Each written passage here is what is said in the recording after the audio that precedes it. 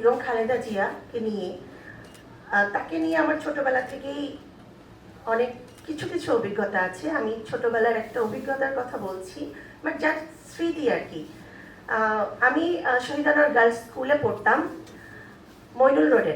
বাবার চাকরির সূত্রে আমি সেনানিবাসে কাটিয়েছি আমার কৈশোর শৈশব। তো সেখানে আমি যে স্কুলে যেতাম, স্কুলে তখন বোধহয় আমি ক্লাস 6-এ পড়ি। তখন হচ্ছে আমাদের স্কুলে যাওয়ার পথে মইনুল রোডের একটি ছোট্ট পকেট গেট ছিল, যার পাশে হচ্ছে ম্যাডাম খালেদা জিয়ার বাড়ি ছিল। একজন গৃহিণী হিসেবে ম্যাডাম খালেদা জিয়া কেমন ছিলেন, তিনি সংসার জীবনে কেমন ছিলেন, তিনি মুক্তিযুদ্ধে তার অবদান কেমন ছিল, মানে আমি এই তার যেই জিনিসগুলো সচরাচর প্রকাশিত হয়নি সেগুলো একটু আলোচনা করার বা তুলে ধরার চেষ্টা করেছি।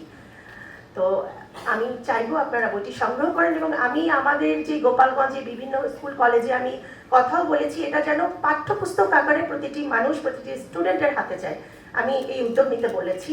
আমি যারা স্কুল কলেজের যেসব প্রিন্সিপাল বা যারা ঊর্ধ্বতন কর্মকর্তারা আছেন, তো এখানে আছেন বাবর ভাই, এখানে সংসদ সদস্যরা আছেন, আমি তাদের দৃষ্টি আকর্ষণ করছি এই বইটা যেন তারাও মানে বিভিন্ন জায়গায় ওনারা রেফারেন্স দেন, যাতে বইটা ছাত্রদের হাতে যায়। ছাত্ররা এখন খুব মানে বই বিমুখ হয়ে গেছে, পড়াশোনা করতে চায় না।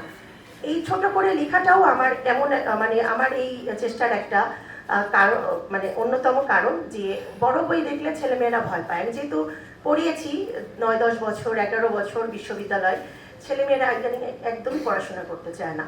তো এই ছোট বই দেখলেও, ছোট একটা বই তার যদি পড়ে ফেলে এক বসাতে, তারা কিন্তু অনেক কিছু জানতে পারবে আমাদের ম্যাডাম খালেদা জিয়াকে নিয়ে। বইটা সবাই পড়বেন, আমাদের জন্য দোয়া করবেন। দেশ নেত্রী বেগম খালেদা জিয়ার রুহের মাগফিরাত কামনা করি, তিনি যেন বেহেশতবাসী হন। সবাই ভালো থাকবেন। আসসালামু আলাইকুম।